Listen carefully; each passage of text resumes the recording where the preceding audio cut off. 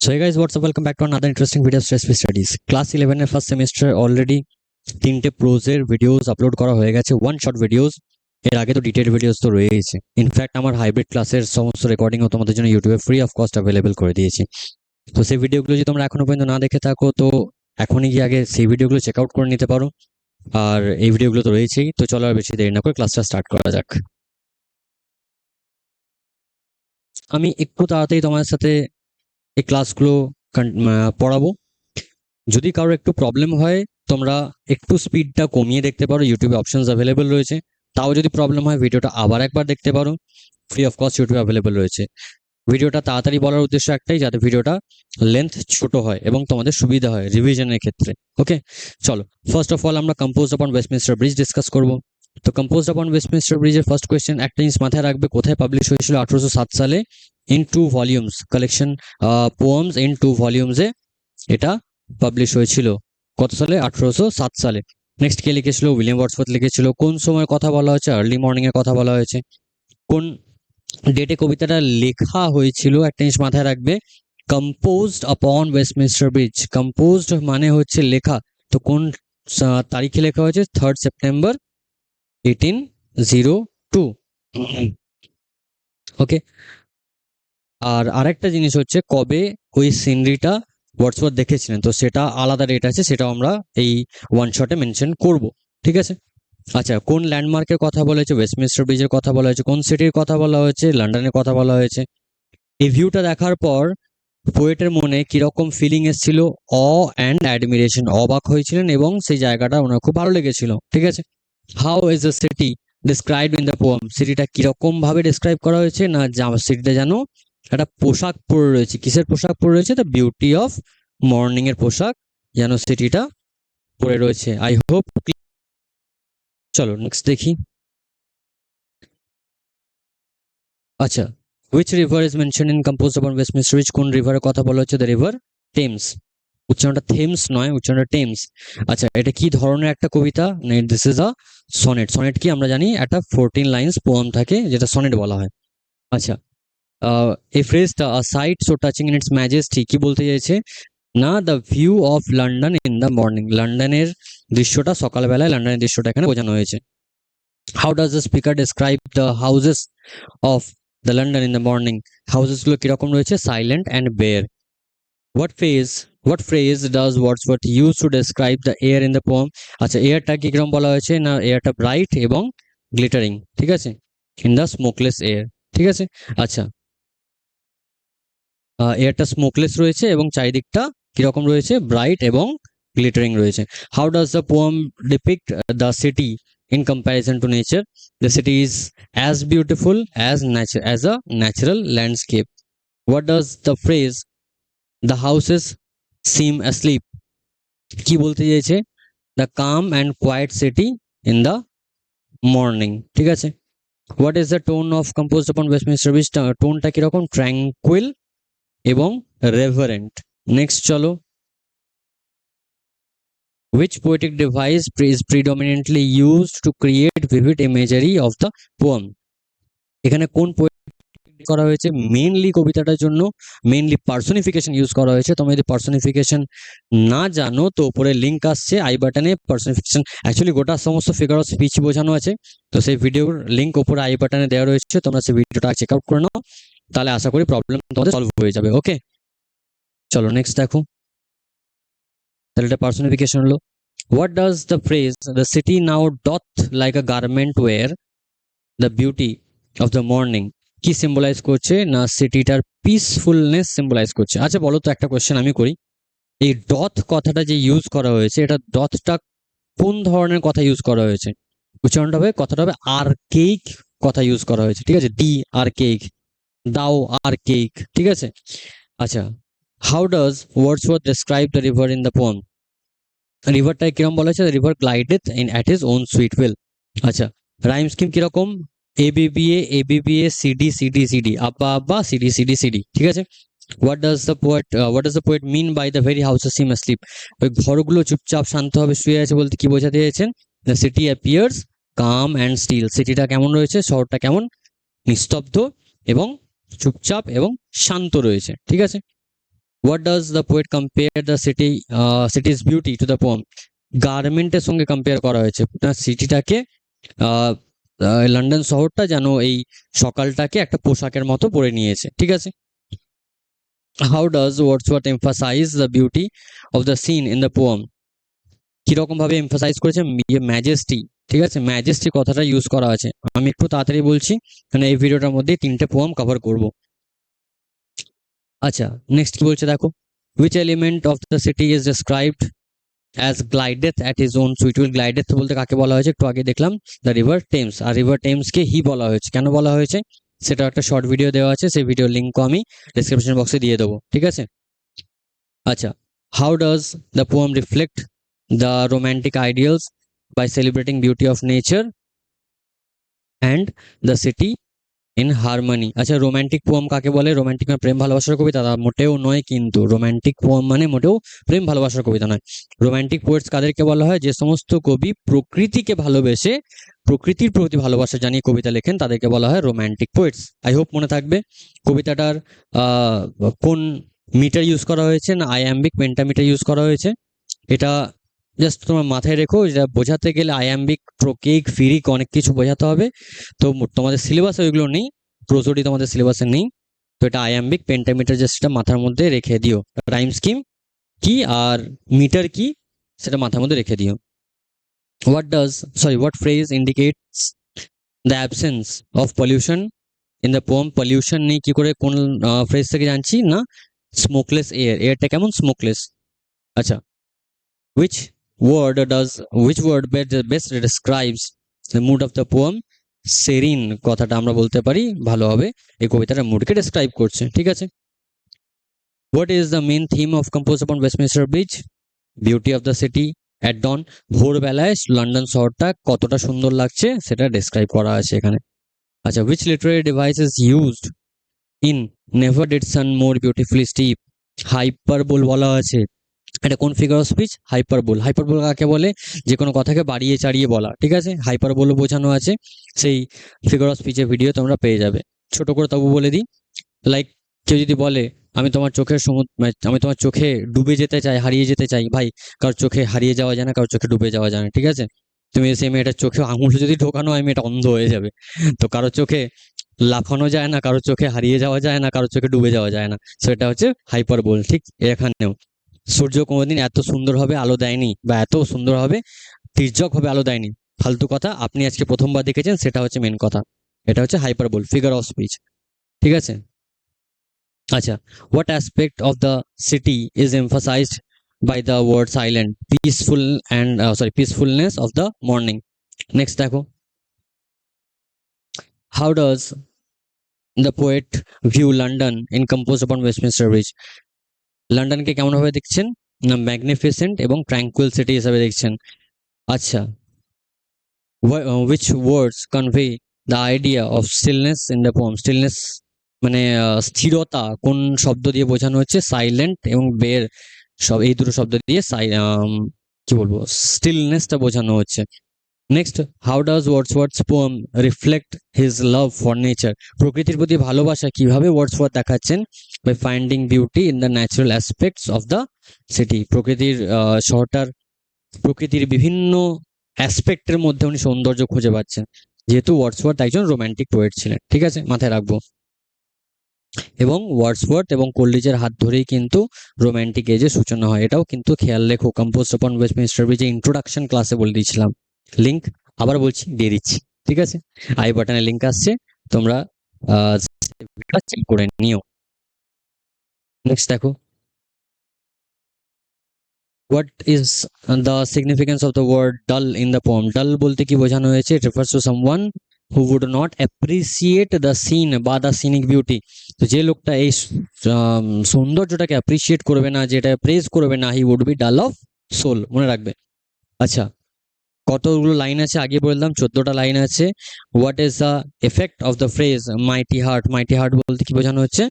কি এমফাসাইজ করছে? The emphasise strength and vibrancy of the city of London, ঠিক আছে, এই জন্য ওকে মাইটি হার্ট বলা হচ্ছে। What does the poem suggest about the relationship between nature and the city? যেমন they can exist in harmony and beauty. Next,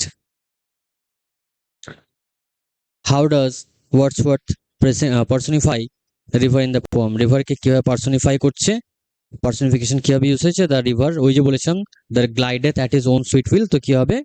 glides at its own sweet will. কারণ আমরা কি জানি, গ্লাইড রিভার গ্লাইড করতে পারে না, ঠিক আছে? তো লিভিং বিং এর অ্যাট্রিবিউট দেওয়া হচ্ছে, দ্যাটস ওয়াই কি হচ্ছে না, glideth at is own sweet will. তারপর একটা, what is the primary focus of the poem? The serene beauty of London in the early morning, এটা তো আলোচনা হলোই আগে। আচ্ছা, what does the poem imply about the usual appearance of the city? Generally শহরে, London শহরে appearance কেমন থাকে এই সকালটা ছাড়া, মানে একটু বেলার দিকে স্মোকি থাকে, ওই জন্য বলছে স্মোকলেস এয়ার রয়েছে, বিজি থাকে, ঠিক আছে? সকালে কিন্তু ওরকম থাকে না। আচ্ছা, আর একটা জিনিস, কোন সময় ওয়ার্ডসওয়ার্থ, যেটা প্রথমে বলছিলাম ভিডিও শুরুতেই, কোন সময় ওয়ার্ডসওয়ার্থ বা কোন দিন ওয়ার্ডসওয়ার্থ এই এক্সপিরিয়েন্সটা করেছেন, এই সিনটাকে এক্সপিরিয়েন্স করেছেন? 31 জুলাই 1802। স্যার কি করে জানলাম? না, ডরোথি ওয়ার্ডসওয়ার্থের একজন বোন রয়েছে, ডরোথি ওয়ার্ডসওয়ার্থ, উইলিয়াম ওয়ার্ডসওয়ার্থ এবং ডরোথি ওয়ার্ডসওয়ার্থ দুই ভাই বোন মিলে ভোরবেলা যাচ্ছিল। তো সেই ওয়ার্ডসওয়ার্থের বোন মানে ডরোথি ওয়ার্ডসওয়ার্থ আর জার্নাল লিখতেন, দ্য গ্রাসমেয়ার জার্নাল নাম, ঠিক আছে? এটা সেই তারিখ, এই দিনকে উনি লিখেছিলেন যে ভোরবেলা 5টা থেকে 6টার মধ্যে তারা দুই ভাই বোন এই সিনটাকে এক্সপিরিয়েন্স করেছেন। আই হোপ এতদূর কোনো প্রবলেম নেই। আমাদের ফার্স্ট পোয়েম কমপ্লিট। এবার আমরা যাব নেক্সট পোয়েমে, দ্য সেকেন্ড কামিং এ যাব এবার। দেখো, দ্য সেকেন্ড কামিং এর কিছু প্রথমে কয়েকটা জিনিস মাথায় রাখতে হবে, সেগুলো জেনে নাও।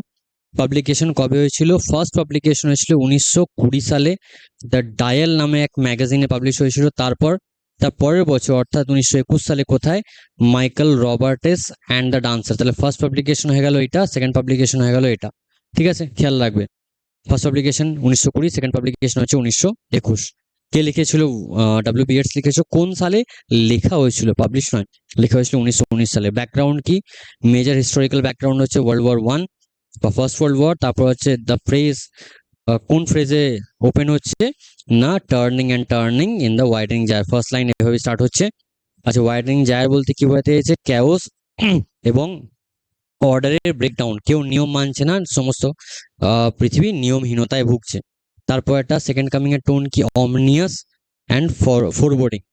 আচ্ছা, নেক্সট দেখো কি বলছে, what does the falcon symbolize in the poem? Falcon কি সিম্বলাইজ করছে? Loss of control and the separation from order, মানে গডের কাছ থেকে সেপারেশন, গডের কাছ থেকে আমরা কি বল, ডিট্যাচ হয়ে পড়ছি, ঠিক আছে?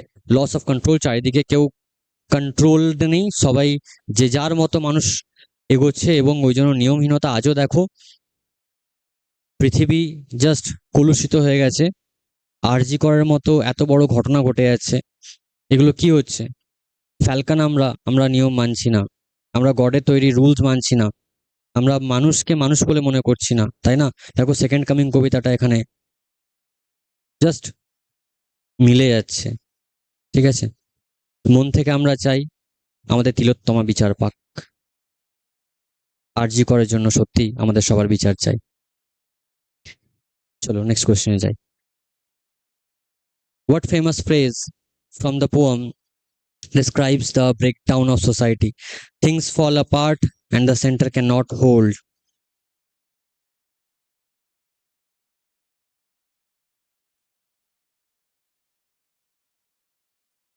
Next, what is meant by mere anarchy is loosed upon the world? Mere anarchy is loosed upon the world বলতে widespread chaos and disorder, ঠিক আছে? কেউ নিয়ম মানছে না, চারিদিকে নিয়মহীনতা, চারিদিকে জাস্ট chaotic ambience চারিদিকে। What does Keats describe how does Keats describe the state of humanity in the second coming? Humanityর স্টেট কিরকম? The best lack all conviction while the worst full of passionate intensity. আজও তিলোত্তমার অপরাধীরা অনেকে ঘুরে বেড়াচ্ছে, এবং যে ভালো তাকে দেখো কিভাবে শেষ করে দেওয়া হলো। Next, what literary device is used in the ceremony of innocence is drawn? Metaphor use করা হয়েছে এখানে। what does the blood dimmed tide symbolize in the poem? Violence and destruction.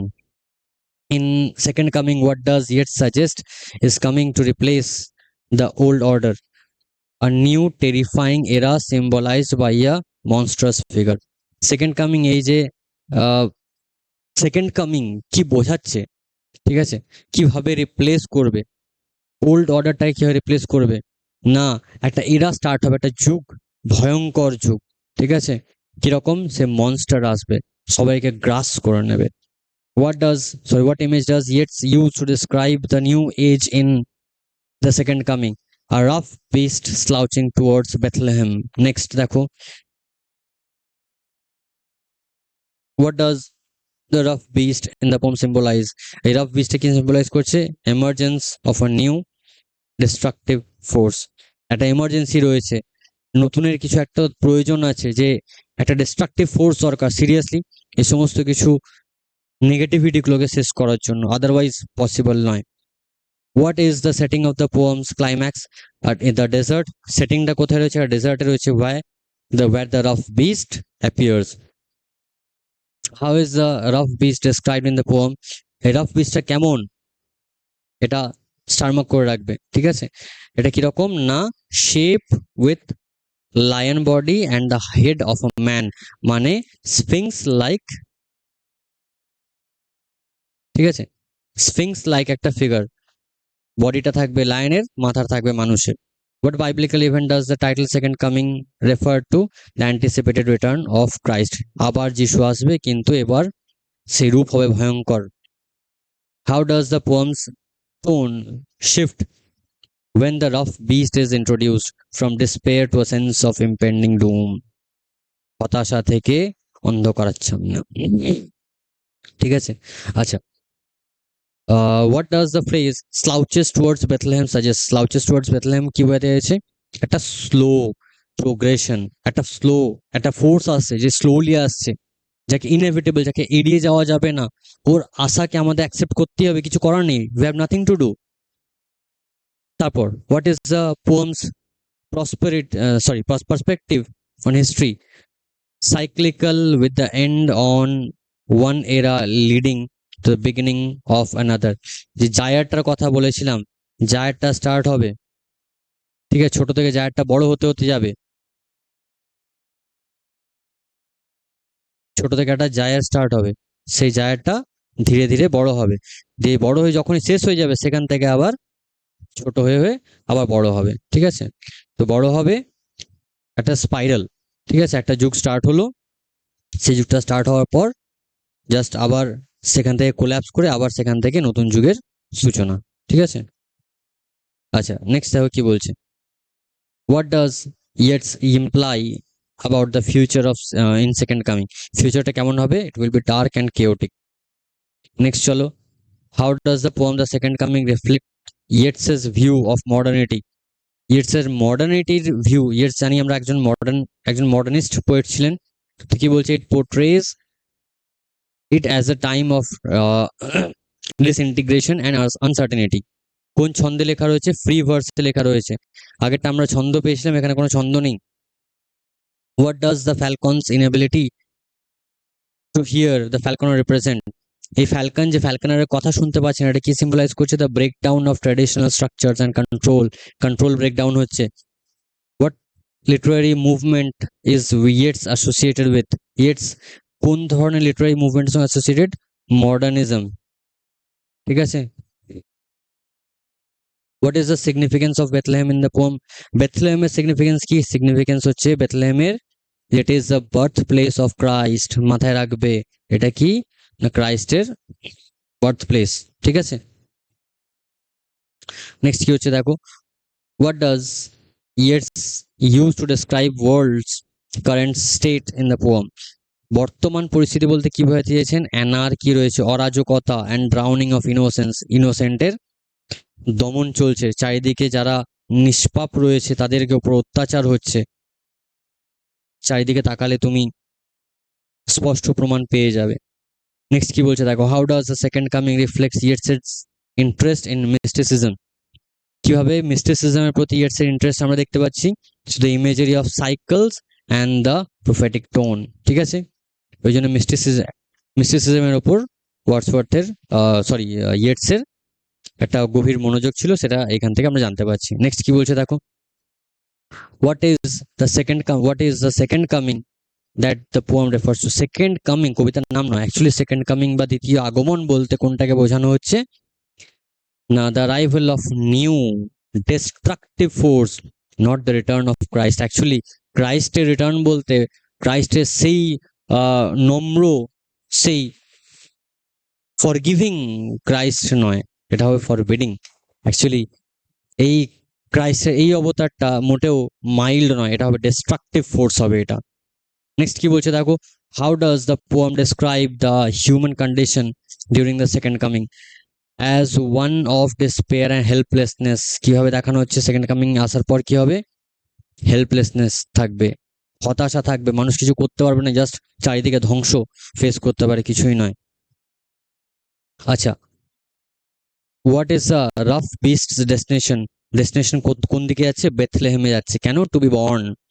আচ্ছা, what does Yeats suggest about the nature of time in the second coming? It is cyclical and inevitable. Which historical period does the poem primarily respond to? এই যে বললাম historical period, the post world war first era, এটা মাথায় রেখে দিও, এটা খুব important question. আচ্ছা, what does the spiritus mundi refers to in the poem? Collective spirit অথবা মেমোরি অফ দ্য ওয়ার্ল্ড। ঠিক আছে, কালেকটিভ স্পিরিট কি, ভিডিও দেওয়া রয়েছে, তোমরা দেখে নিতে পারো। এছাড়াও এখনো আই বাটনের লিঙ্ক আসছে, তোমরা দেখে নিও ভিডিও। নেক্সট দেখো কি বলছে,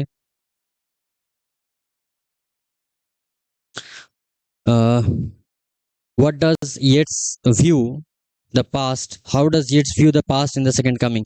Past কিরকম? Collapsed, leading to chaos. আচ্ছা, what does the line darkness drops again suggest? Darkness drops again কি বোঝাতে চাইছে? The return of uncertainty and fear. What do the lion's body and human head of beast represent? কিরকম বোঝাতে চাইছে, কি বোঝাতে চাইছে? লায়নের বডি আর মানুষের হেড দিয়ে কি বোঝাতে চাইছে? একটা মনস্টারাস ফিগার বোঝাতে চাইছে, যেটা আনন্যাচারাল। আমরা এরকম দেখতে পাই না। সিংহ সিংহের মাথায় থাকে, মানুষ মানুষের বডিই থাকে। তো এরকম দুটোর ফিউশন মানে জাস্ট ডিস্ট্রাকটিভ, ঠিক আছে, যেটা আনন্যাচারাল, ন্যাচারাল নয়। How does Yeats use prophetic language contribute to the poem's theme? It heightens a sense of inevitable doom. ঠিক আছে, what is the overall message of the second coming? Overall মেসেজটা কি? The world is on the brink of catastrophe. পৃথিবীটা কিরকম রয়েছে? Catastrophic change মানে কি বলতে পারো? কিনারায় রয়েছে। ব্রিঙ্ক মানে কিনারা, কিসের কিনারা? না, আনসাকসেসফুল, এক্সট্রিমলি আনসাকসেসফুল, চারিদিকে জাস্ট ব্যর্থতা। তো যাই হোক, বেসিক্যালি আমাদের সেকেন্ড কামিং এর ভিডিও এতটাই ছিল। নেক্সট আমরা এবার নেক্সট পোয়েমে যাব। যে একটা জিনিস এখানে দেওয়া মিস হয়ে গেছে, তোমরা এটা মনে রেখে দিও। ইয়েটস এর মতে একটা জায়ার কত সালের হয়? না, 2000 বছরের একটা জায়ার হয়। ঠিক আছে, 2000 বছর পর একটা যুগ কোল্যাপস করে যাবে, তারপর আবার নতুন এক যুগের সূচনা হবে। ঠিক আছে, চলো এবার বেঙ্গল সেলার্সে আসি। বেঙ্গল সেলার্স কি বলছে দেখো, ফার্স্ট কোয়েশ্চেন, কে লিখেছে? সরোজিনী নাইডু। কোথায় লেখা হয়েছে, কোথায় পাবলিশ হয়েছে? The bird of time. কত সালে পাবলিশ? 1912। আচ্ছা, what do the bangles symbolize in the poem? Bangles কি বোঝাতে চাইছে? Different stages of women life. কটা ক ধরনের ব্যাঙ্গলের কথা বলেছে? 3 ধরনের। মেডেন গার্লসের জন্য কি কালারের? Silver and blue. আচ্ছা, ম্যারিড উইমেনদের জন্য কিরকম? না, রেড অ্যান্ড অরেঞ্জ অথবা ফায়ারি রেড, যেটাকে আমরা বলছি। What does the colour purple in the bangles symbolize? Purple বলতে কি বোঝাচ্ছে? পার্পল কালার দিয়ে কি বোঝাচ্ছে? না, women's maturity and pride as a wife and mother. ঠিক আছে, একদম লাস্ট যে স্ট্যান্ডারটা পাচ্ছি। নেক্সট দেখো কি বলছে, which group of people that is addressed in the poem's opening line? The Bengal sailors. Obviously Bengal sailors ই বলছে। আচ্ছা, কে স্পিকার কারা? বেঙ্গল সেলার্সই। তাহলে হ্যাঁ, তারাই স্পিকার এবং তারা নিজেও কবিতার মধ্যে রয়েছে। ঠিক আছে, আচ্ছা, তারপর একটা হোয়াট লিটারারি ডিভাইস কি, কোন লিটারারি ডিভাইস প্রিডমিনেন্টলি ইউজ করা হয়েছে? ইমেজারি। তারপর হচ্ছে ব্লু অ্যান্ড সিলভার ব্যাঙ্গেলস কিসের সঙ্গে কম্পেয়ার করা হয়েছে? Mountain mist. এবং এটা কাদের জন্য পারফেক্ট? না আনম্যারিড গার্লদের জন্য এটা পারফেক্ট। আচ্ছা, what mood to the red bangles in the poem signify? Red bangles কি সিগনিফাই করছে? Passion and love. তারপরটা হচ্ছে ব্যাঙ্গেল সেলার্স ইন্ডিয়ান কালচারাল যে অ্যাসপেক্টস রয়েছে, ইন্ডিয়ান কালচারের যে অ্যাসপেক্টগুলো রয়েছে সেগুলো কীভাবে সেলিব্রেট করছে? না the traditional role of women and significance of bangles in their lives. ভারতীয় মহিলাদের জীবনে চুড়ি যে কতখানি ভাবে ওতপ্রোতভাবে জড়িয়ে রয়েছে সেটা, বাট এটা কিন্তু ইনার মিনিংও রয়েছে, আমি তোমাদের ক্লাসে বুঝিয়েছি অলরেডি। ঠিক আছে, অলরেডি সে ভিডিওস দেওয়া আছে, এখন আই বাটনে সে ভিডিও লিঙ্ক আসছে, তুমি একবার দেখে নিতে পারো তোমরা।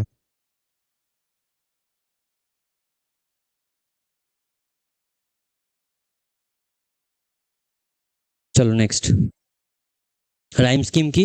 কাপলেটসে লেখা রয়েছে A A B B C C. ঠিক আছে, নেক্সট চলো দেখো, how are the bangles for a new bride described in the poem? নতুন ব্রাইডের জন্য ব্যাঙ্গলস কিরকম? Like fields of sunlit corn. আচ্ছা, what do the golden bangles in the poem represent? Golden bangles কি বোঝাচ্ছে? The fulfilment of a women's life as a mother and wife.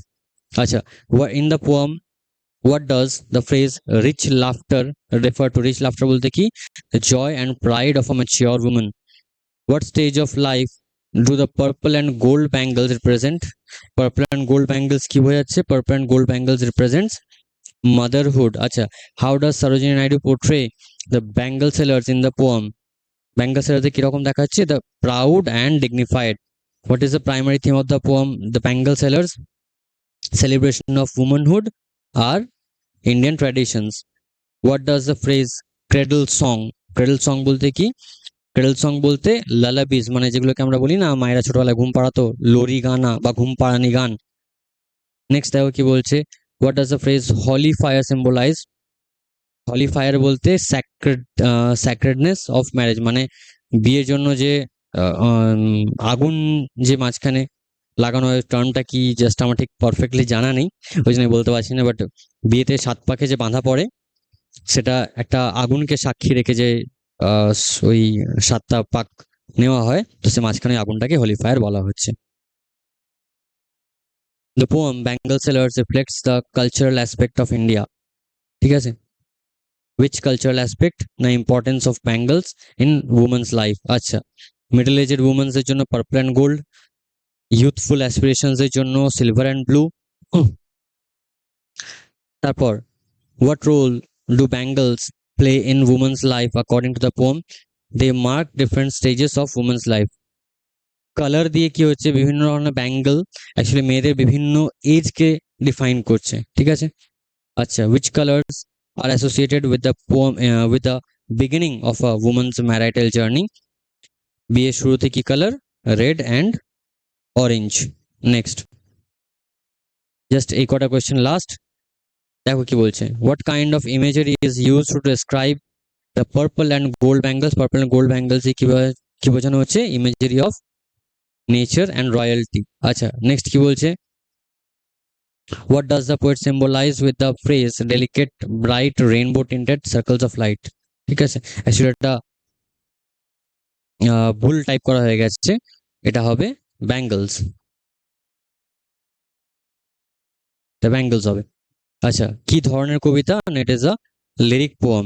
আরেকটা জিনিস মাথায় রাখবে, যে দ্য বার্ড অফ টাইমের মনে হলো এটা দিয়ে দেওয়া দরকার, তো বার্ড অফ টাইমের 27 নম্বর কবিতা কিন্তু আমাদের দ্য ব্যাঙ্গল সেলার্স। ঠিক আছে, আশা করছি ক্লাসটা তোমাদের ভালো লাগলো। যদি বুঝতে প্রবলেম হয় তো তোমরা একটু আবার একবার ভিডিওটা দেখো বা স্পিডটা একটু স্লো করে দেখো, আশা করছি এখন ডাউট থাকবে না। তো তাও যদি প্রবলেম থাকে তোমরা কমেন্ট বক্সে জানাও, আমি যত তাড়াতাড়ি সম্ভব রিপ্লাই দেবো। আর সেকেন্ড সেমিস্টারের অ্যাডমিশন অলরেডি স্টার্ট হয়ে গেছে, তোমরা নিচে দেওয়া নাম্বারে হোয়াটসঅ্যাপ করতে পারো। এছাড়াও যদি কোনো প্রবলেম থাকে তোমরা আমাকে হোয়াটসঅ্যাপ করতে পারো। যদি ভিডিওটা ভালো লাগে তো একটা লাইক দিও, বন্ধুদের সাথে শেয়ার করো। আর তুমি যদি নতুন হও চ্যানেল এখনো পর্যন্ত চ্যানেল সাবস্ক্রাইব না করে থাকো, চ্যানেলটা এখনই সাবস্ক্রাইব করে বেল নোটিফিকেশন অন করে দাও। তো দেখা হচ্ছে পরের ভিডিওতে। টিল দেন গুড বাই, সবাই ভালো থেকো, সুস্থ থেকো আর ভালো করে এক্সাম দাও।